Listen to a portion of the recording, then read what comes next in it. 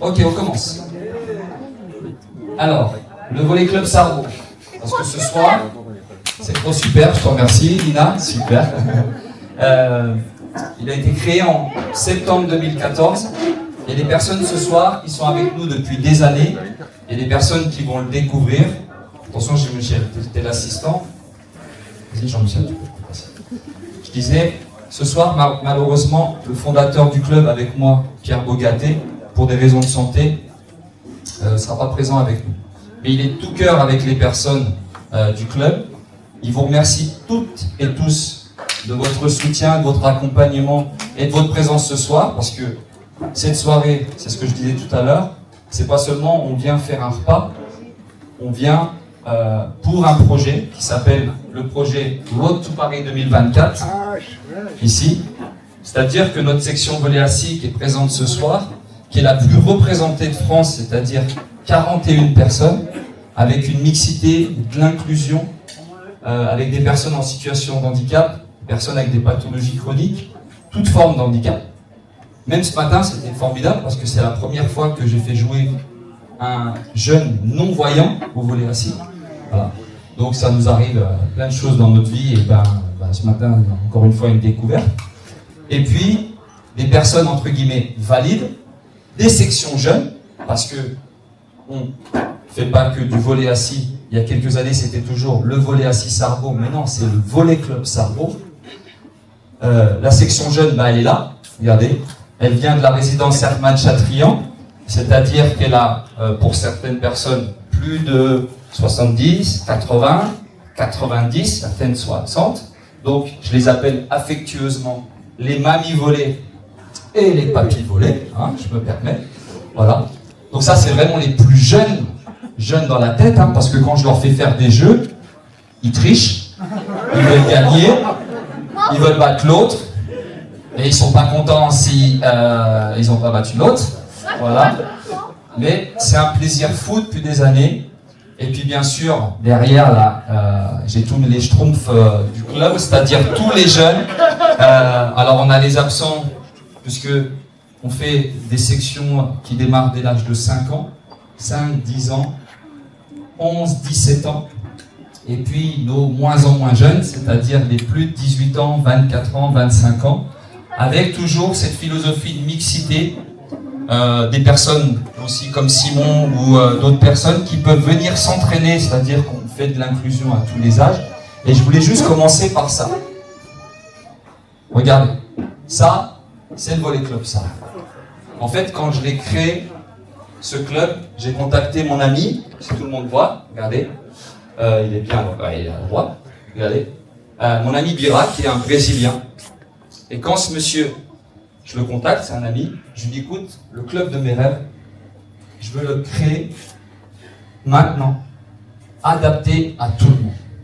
En fait, il vient de ma vie personnelle à moi, me dire, à un moment, le sentiment d'être exclu, le sentiment d'être pas écouté, de pas être aimé, le sentiment d'être accepté tel que je suis. Et je lui dis, mais moi, je voudrais un logo où, regardez, on voit 2 bras, on ne sait pas qui. Des enfants, des personnes âgées, des personnes adultes, handicapés, pas handicapés, tout ce qu'on veut. Et ceux qui connaissent un peu mon parcours de vie, à un moment, on peut tomber très bas dans sa vie. Ça m'est arrivé, des accidents, des deuils, des choses pas faciles. Mais je lui dis, mais tu sais, moi, j'ai joué au volley à haut niveau. Et on m'avait appris, mon entraîneur, il me disait toujours, écoute, le ballon, tant qu'il n'est pas tombé par terre, t'es en vie. Et donc, je lui dis, je veux dans ce logo un signal qu'on envoie, c'est pour ça que je l'ai appelé « Envolez-vous », parce que tant que le ballon ne tombe pas par terre, on peut toujours le relever. Et quand on est ensemble, on peut vraiment avancer. Et ce club, depuis des années, septembre 2014, vous imaginez, ça fait 10 ans d'engagement, 10 ans des fois à pas dormir, 10 ans à stresser. Quand je vois quand j'ai commencé ce que c'était, petite section, d'appeler Angélique Strubel pour lui dire, écoute, j'ai un projet pour toi, voilà, je voudrais que tes personnes en situation de handicap, ils viennent au club. Ok, vas-y, on va essayer. J'appelle l'IME, ouais ok, non, on va pas essayer parce qu'en fait, moi les miens ils sont debout, pourquoi tu veux qu'ils se jouent assis? Je dis, on s'en fout qu'ils se jouent assis, moi je vais les accepter. Herman Chatrian, à l'époque quand on a commencé, Michel Pastoureau, ancien volleyeur, magnifique, le gars il dit, ah oui, Banco, viens jouer avec nous. Et c'est comme ça que je fais découvrir le volley au sein d'Herman Chatrian. Et puis nos jeunes, parce que je voudrais commencer, mais je vais te donner quand même la parole. Donc on a la présence de monsieur Étienne Krekels, qui est l'adjoint au sport de la mairie de Sarrebourg. Parce que quand on est un club sportif, eh ben, on a une chance en France, eh ben, c'est que les gymnases, ils sont mis à disposition gratuitement. Il y a quelques années, le club a gagné un prix, première année, Agence pour l'éducation par le sport, et je rencontre Mayar Monchipour, champion du monde de boxe. Il me voit faire, il me dit, c'est incroyable ce que tu fais. Il me dit, mais tu sais, moi, en Iran, pour faire du sport, il faut payer. Et en fait, il y a que les gens riches qui peuvent faire du sport parce qu'il faut payer très cher. Il dit, toi, ici, vous allez payer une cotisation pour le volley assis 80 €. Depuis 10 ans, je n'ai pas évolué. 90 €, 100 € pour les moins en moins jeunes, parce que la fédé augmente. Mais derrière, si vous remettez à ce que c'est le nombre d'entraînements sur l'année, des fois, ça va vous coûter peut-être 20 centimes, 30 centimes de l'heure. C'est rien du tout. Avec les ballons, et ces ballons-là, ils sont venus de quoi? De notre projet à nous avec Pierre, avec notre investissement depuis des années. Et donc, Étienne, ça fait combien de temps que tu es adjoint au sport? 2 ans. On s'est rencontrés il y a 2 ans, j'en ai parlé. On s'est rencontrés il y a quelques semaines, j'ai expliqué le projet de l'an prochain, je le dirai tout à l'heure. On va pas trop parler ce soir parce qu'on a envie de manger, j'en vois déjà, il faudra réfléchir, celui-là. On y va, Étienne? Je te laisse, t'as 10 secondes pour parler. Bonsoir à tous, alors ne vous inquiétez pas, je vais être très court parce que déjà c'est votre sport, c'est le sport de Stéphane et il expliquera mieux la vie du club et tout ce qui s'y passe, donc je ne vais pas m'éterniser sur le sujet. Je vais nuancer un petit peu ses propos sur la gratuité dans les salles parce que nous on se rend compte que même dans le Grand Est, à une demi-heure d'ici, il y a des gens qui payent des locations pour les salles. À Sarrebourg, on a un gros souci, c'est que qui est à la fois plutôt positif et qui est compliqué à gérer pour nous. C'est qu'en fait, on est loin de toutes les grandes villes, Strasbourg, Nancy, Metz. Et du coup, ce qui se passe, c'est qu'en fait, à Sarrebourg, on doit supporter financièrement, finalement, un peu tout ce qui... On se rend compte que l'essentiel du sport, il se passe quand même à Sarrebourg. Il y a du sport dans les villages, mais l'essentiel du sport, c'est Sarrebourg qui le porte. Quand on est dans une ville à 15-20 minutes de Strasbourg, il y a plein de clubs et plein de villes suffisamment riches et des infrastructures. Ici, à Sarrebourg, on a, par rapport aux villes de même taille, on a beaucoup plus de licenciés. C'est pour ça qu'on a encore été labellisé récemment. Mais par contre, on n'a pas plus d'argent, puisque finalement, c'est par rapport aux taxes, au nombre d'habitants, etc. Donc c'est très difficile de pouvoir soutenir les clubs.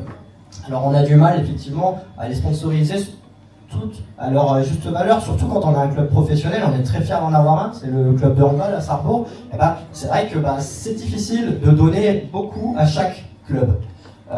Aujourd'hui, on veut vraiment garder la gratuité pour tous les clubs de sport, et c'est le cas, et ça, vraiment, on en est très fiers, parce qu'on sait que rien que la piscine, c'est 800 000 € si je dis pas de bêtises, de déficit. Le budget du sport à Sarrebourg, c'est un peu plus de 2 millions d'euros, 2 400 000 et c'est plus de 2 100 000 juste pour les frais de fonctionnement. Ça vous donne un petit peu une idée de ce que coûte. Parce que souvent on se dit, moi mon association, je sais pas, toi tu regardes de temps en temps tes subventions, tu te dis, oh quand je regarde le handball, ils en ont beaucoup, moi j'ai pas beaucoup. Tu me l'as jamais dit, mais peut-être que tu peux le penser, c'est ce que beaucoup de clubs me disent. Mais finalement, maintenant on a des frais de fonctionnement, d'avoir accès à des salles, ce que tu as dit, monsieur Monchipour, c'est vraiment que c'est une vraie chance que vous avez. Et ce que je trouve vraiment super, c'est que le travail que tu fais, tu n'es pas le seul, mais tu es une denrée rare, c'est ce travail sur l'inclusion. On a des personnes ici, moi je vois beaucoup de personnes, je pense qu'il y a énormément de gens, dans votre cas, en France, qui n'ont pas l'accès au sport, ou très très peu.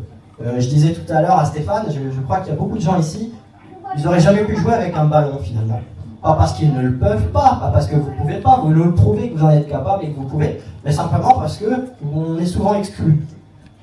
Et finalement, pour ça, moi je tire mon chapeau pour les clubs de Sarrebourg, principalement à Stéphane Girona, à ses équipes, parce que Moi, je sais qu'il se démène pour ça.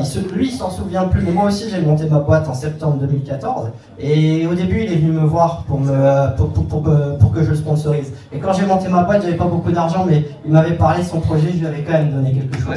Alors, on fait chacun ce qu'on peut. Mais voilà. Aujourd'hui, on voit que 10 ans après, ça a bien avancé. Aujourd'hui, effectivement, la salle, elle est même trop petite. Elle est même trop petite, mais c'est pas grave. Aujourd'hui, vous allez peut-être attendre un peu pour manger. Ça va peut-être être difficile, on en parlait tout à l'heure. Vous allez passer un bon moment. On vous souhaite le sourire de continuer à véhiculer ce beau message, que vous montrez que tout le monde peut faire du sport, que tout le monde peut finalement vivre ensemble. Et pour le reste, moi, je vous souhaite simplement une chose, c'est de passer une bonne soirée. Merci.